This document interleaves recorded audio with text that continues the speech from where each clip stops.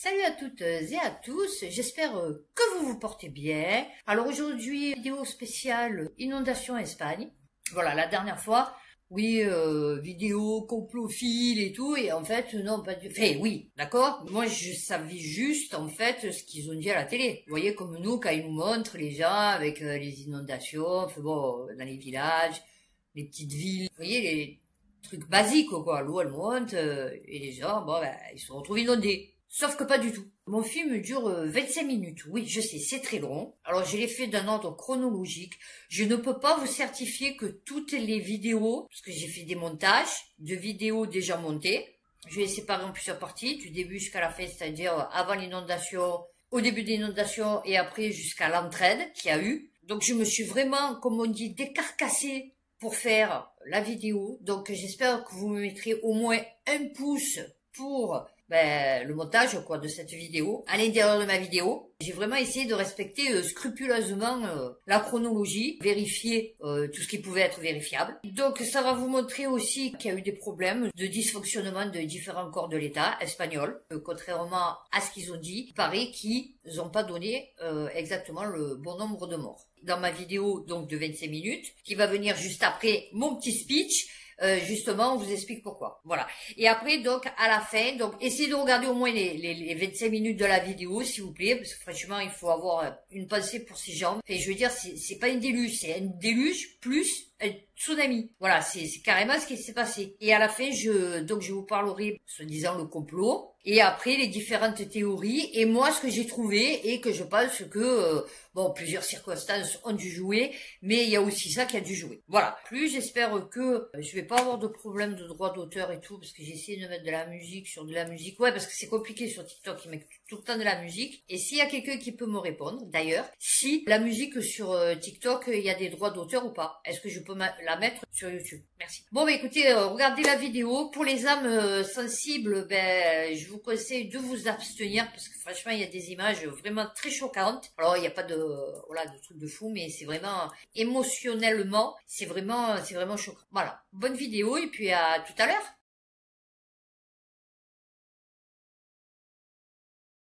Y eso no agarra ni un peixet. ¿Has visto? Pero eso, ¿qué lo provoca? Mira, mira, mira, mira, mira.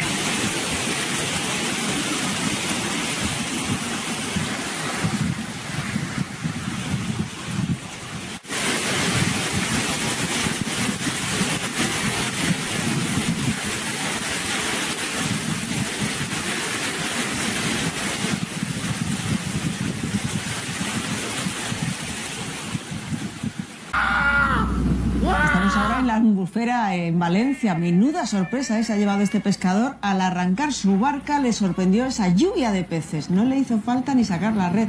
Caían directamente a su bote. 700 kilos. Nunca había visto algo así.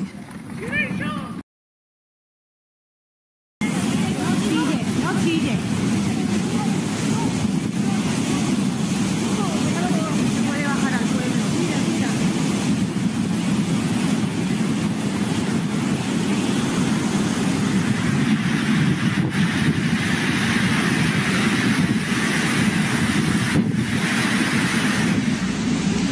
La furgoneta baja por ahí. Mira de la que nos hemos librado. Vámonos. Estem desperts. Estem veient com entra l'àvia.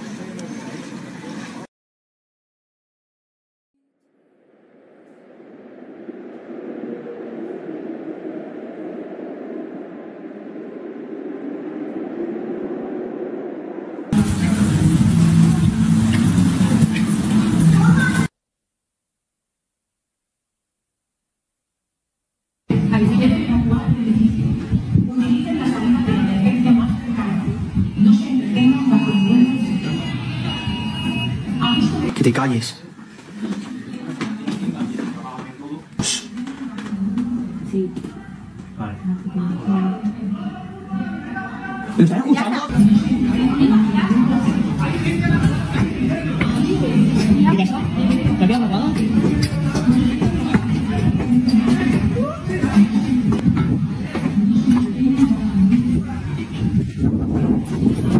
Esto es impresionante. Impresionante. Mira las sombrillas. ¿Por dónde van? Se acaba de ir la luz.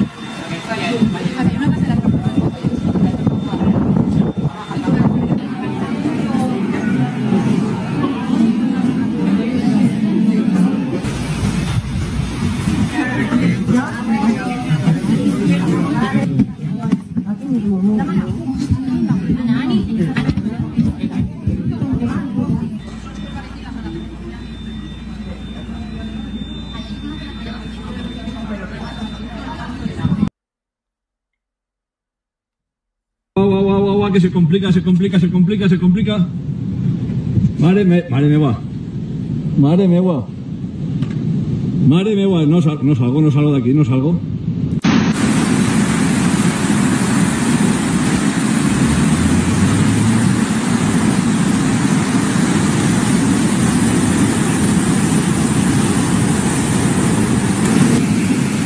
Ojo al dato, Esto se ve desde mi balcón, mira.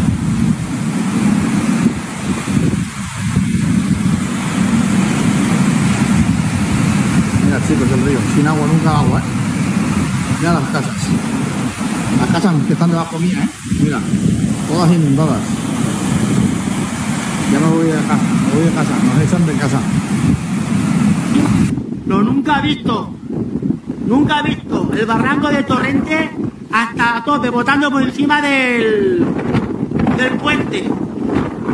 Barranco de Torrente botando hasta el puente. Impresionante.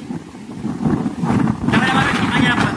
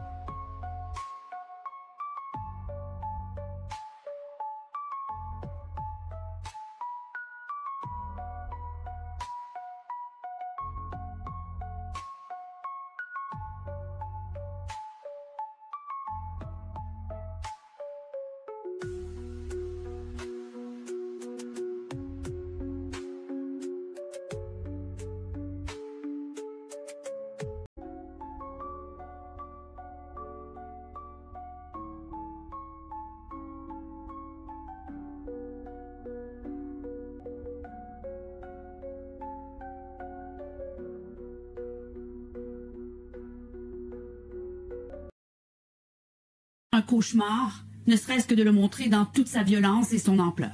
À vol d'oiseau, sur des kilomètres et des kilomètres, des quartiers défigurés. 8 jours après le déluge, presque rien n'a bougé, sauf le niveau de l'eau qui baisse, heureusement.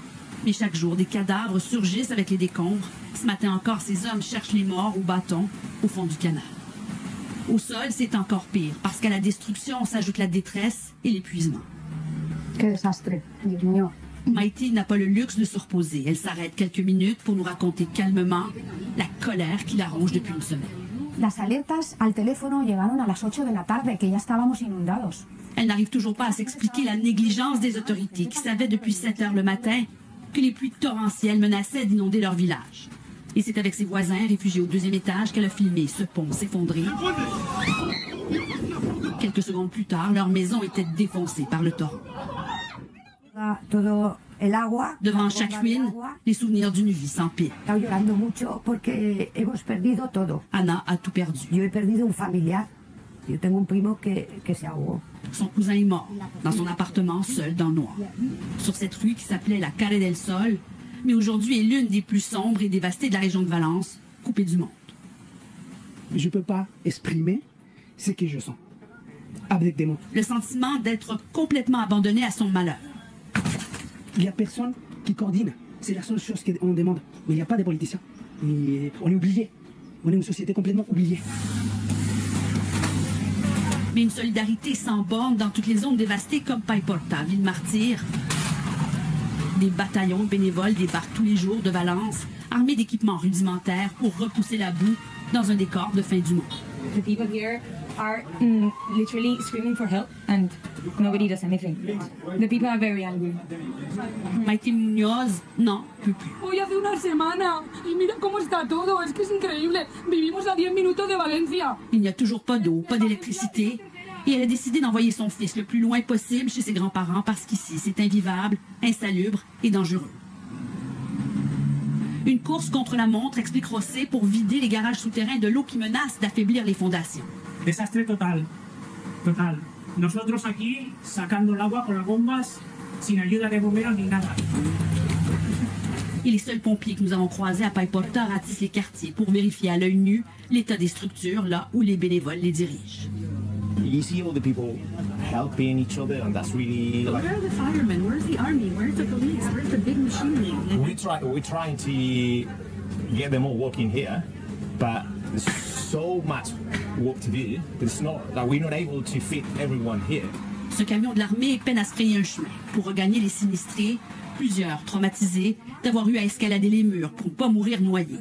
Mañana, por ejemplo, en la misma puerta del montón que estábamos haciendo, se han encontrado una persona. Ce matin, on a retrouvé un corps alors qu'on empilait des déchets dehors dit Consuelo. Elle n'a plus confiance en rien. No me salen las palabras. Es tanta la impotencia que tienes y la moral tan baja que no salen las palabras de qué es lo que necesito. Todo. O sea, es que no tengo nada. Pour Antonio, la seule explication, c'est la corruption et l'incompétence des autorités de Valence.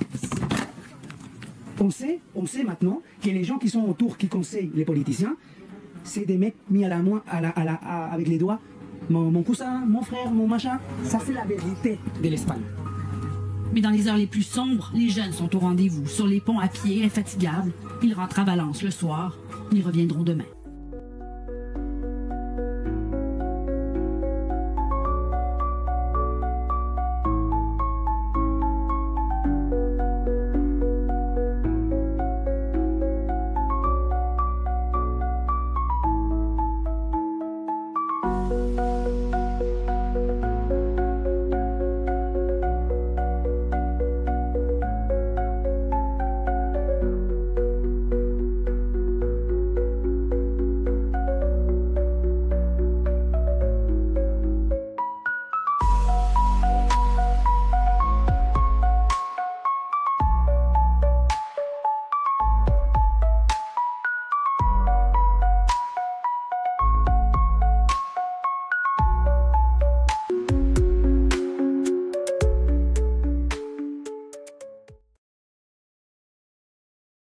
Es que Eli, lo siento, pero es que Eli es muy duro. Joder. Están desaguando el centro comercial de aquí. Dicen que hay más de 800 ahí. Me ha dicho un guardia civil que se está yendo la policía y todo allí porque dicen que es un cementerio. Todo el centro comercial, el parking entero. Es muy duro, Eli. Muchos niños, mucho de todo, tío. Estos hijos de puta lo tienen que pagar. Esto no va a quedar así. On m'a vraiment pris pour un fou quand je disais qu'en Espagne ils empêchaient les volontaires de passer. Pourtant j'ai encore aussi une preuve, donc finalement je suis pas si fou que ça. Parce que j'avais déjà montré une vidéo où des policiers empêchaient l'accès à des volontaires en leur disant en plus qu'il n'y a pas besoin d'aide, alors que juste en voyant les images on voit très clairement qu'il y a besoin d'aide. Je sais pas du tout quels ordres ils ont reçus ni pourquoi ils disent ça, parce que je travaille ni dans la police ni au gouvernement, mais pourtant c'est bel et bien quelque chose qui se passe ici. Et je pourrais pas dire pourquoi ils arrêtent et pourquoi ils laissent passer. C'est hyper aléatoire et personne comprend vraiment bien pourquoi. Ils empêchent autant des Espagnols que des étrangers, donc ça sert à rien de leur dire que t'as fait 2 heures d'avion pour venir aider parce qu'ils en ont rien à carrer. Si tu veux être sûr de passer, vaut mieux esquiver les barrages de police et passer par cette passerelle. Y a rien de secret, tout le monde le sait, mais c'est beaucoup plus long et tout se fait à pied. Et si tu veux passer avec un véhicule ou des engins, bah bonne chance à toi. Parce que depuis mes vidéos, j'ai reçu pas mal de messages comme quoi il y a plein de Français qui voulaient venir aider, mais vous êtes mal informés et ça paraît tellement impensable de refuser et empêcher de l'aide, surtout quand elle coûte rien à l'État. Pourtant, c'est bel et bien ce qui se passe et une fois de plus, on me l'a encore rapporté. Où on peut lire très clairement dans ce message où 2 Français sont venus apporter leur aide volontairement, mais où l'accès leur a été bloqué, donc ils ont dû trouver un autre point d'accès.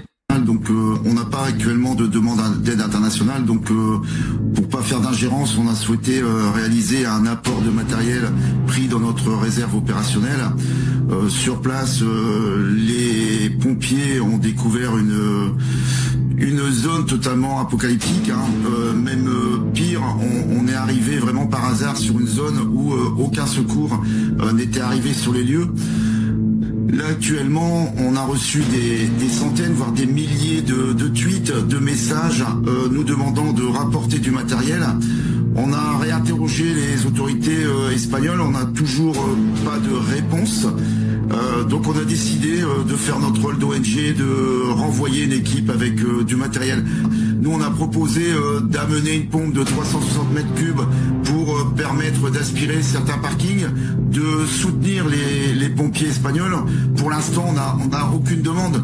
Donc suivant ce que on va nous demander, si on a des réponses ou pas de réponses, suivant l'évolution, je pense qu'on repartira sur les lieux.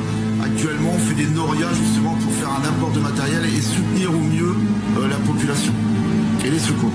Muerto mucha gente. Antes de ayer cuando fui a ver mi coche, que lo tengo allá, estaba la Guardia Civil allí y decía, los muertos que hay en aquella parte está toda llena de muertos.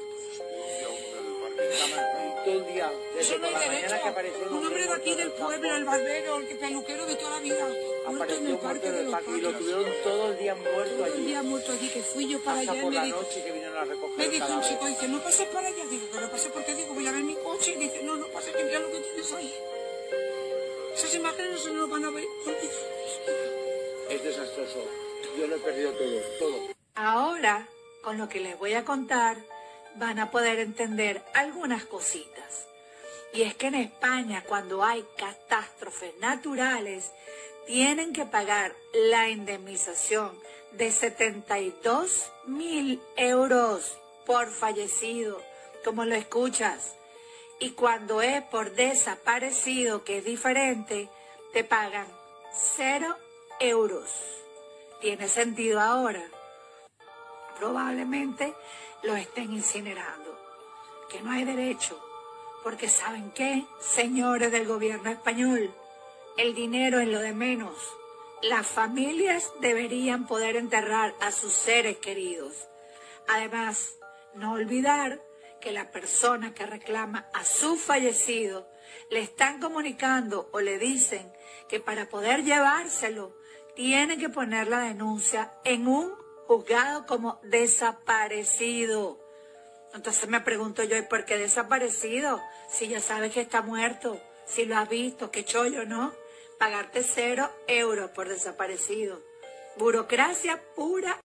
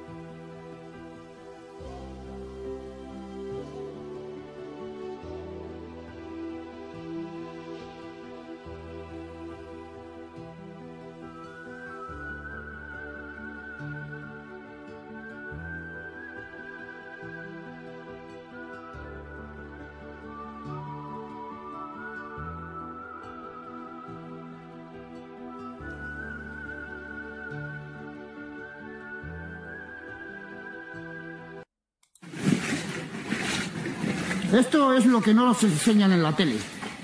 ¿Eh? Esto. ¿A que no lo habéis visto en la tele esto? ¿Eh?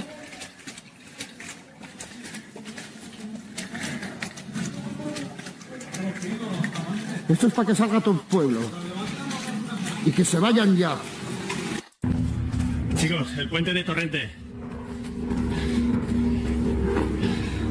Ahora entiendo por qué Torrente está completamente incomunicado.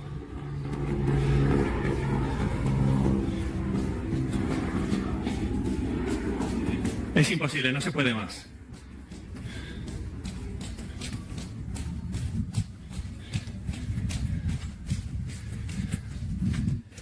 Toda la zona,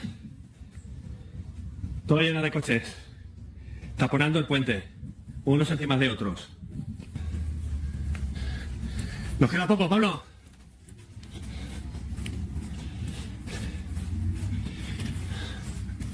Buah, el camión, flipa.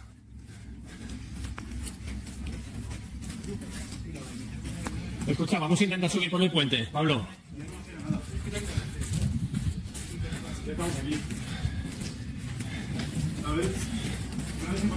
No, Pablo, por ahí no podemos pasar, no podemos acceder a Torrente andando por ahí, que no.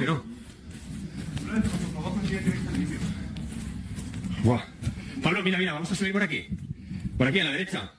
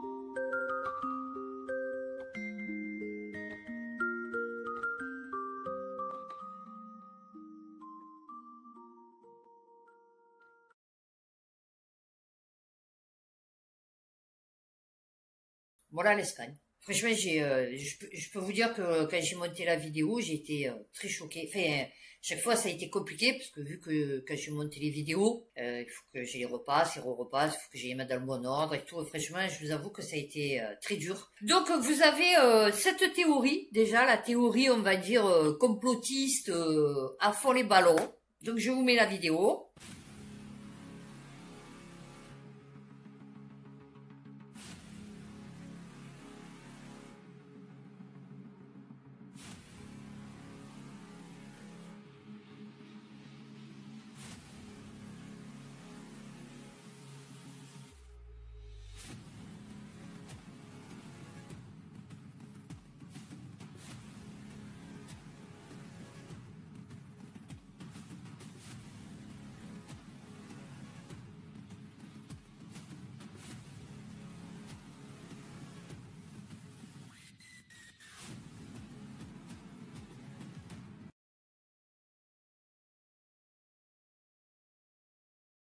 Donc voilà, donc ça serait ce bateau. Alors, j'ai vu une vidéo où il y avait effectivement ce bateau à 7, S-E, accent grave T-E. Le mec, il le filmait, il disait, regardez, je suis à 7, machin et tout. Bon, après, il peut dire ce qu'il veut, mais bon.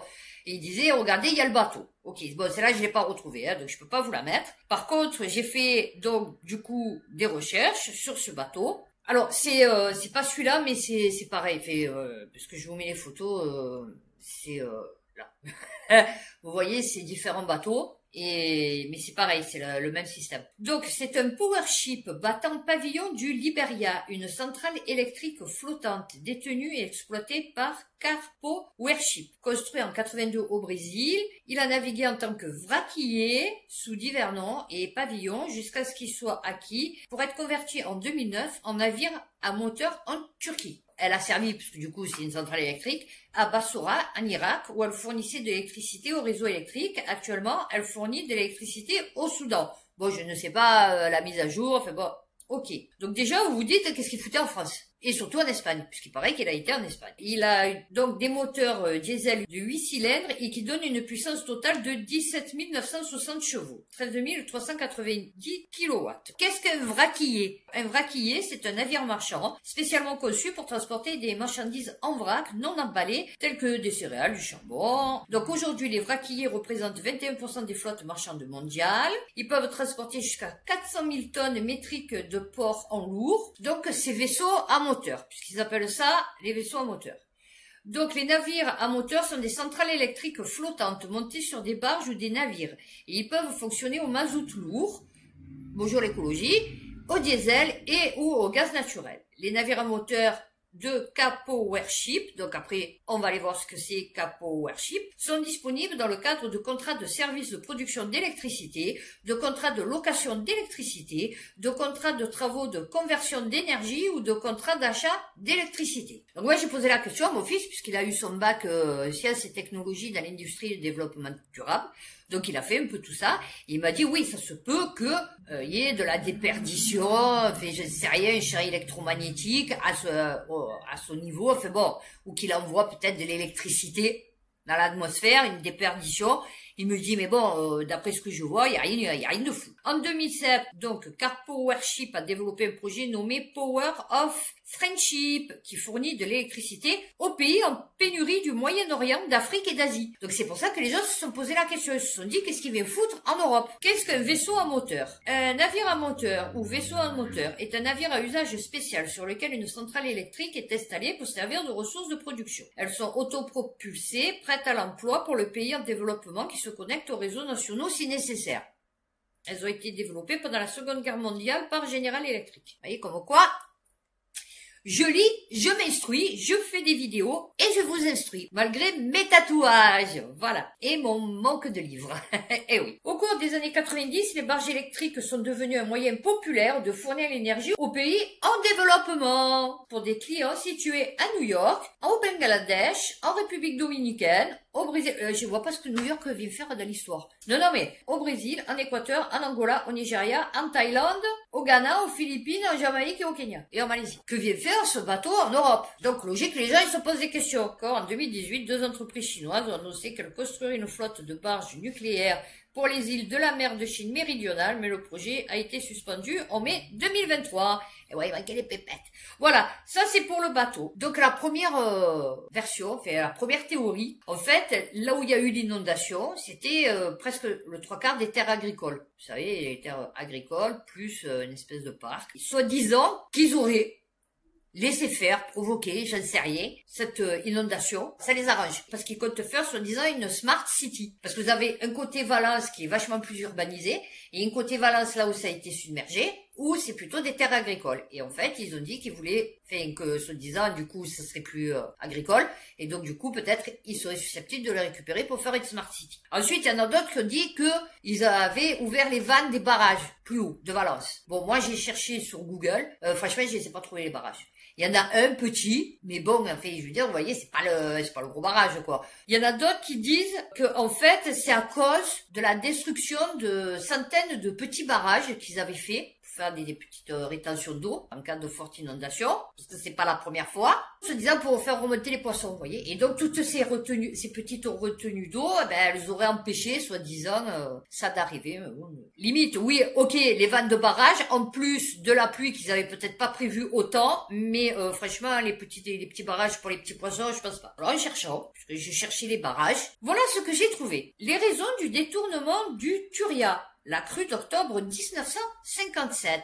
Et le Turia, je vous le montre, vous voyez, c'est ce canal. Vous voyez qu'il y a une partie qui est artificielle, et après, vous voyez une partie qui est naturelle. Ok. Le 14 octobre 1957, le Turia, gonflé par des pluies diluviennes sur le bassin moyen et inférieur, c'est-à-dire bien à l'aval des barrages qui étaient alors susceptibles d'écréter une crue, atteint un débit estimé à 3700 mètres cubes par seconde et inonde la ville et une partie de la Huerta. Bon, je sais pas où c'est, vous chercherez. Le bilan s'élève catastrophique. 82 morts et disparus, 4000 logements détruits, 20 000 sans-abri, des dégâts matériels estimés à 12 milliards de pesetas. Valeur de 1957. Énorme. La vie urbaine et économique paralysée pendant plusieurs semaines, perturbée pendant plusieurs mois. Cette crue est exceptionnelle, mais elle n'est alors que la dernière d'une longue série de crues et d'inondations que le mémoire populaire a enregistré et qui a provoqué, dès la fin du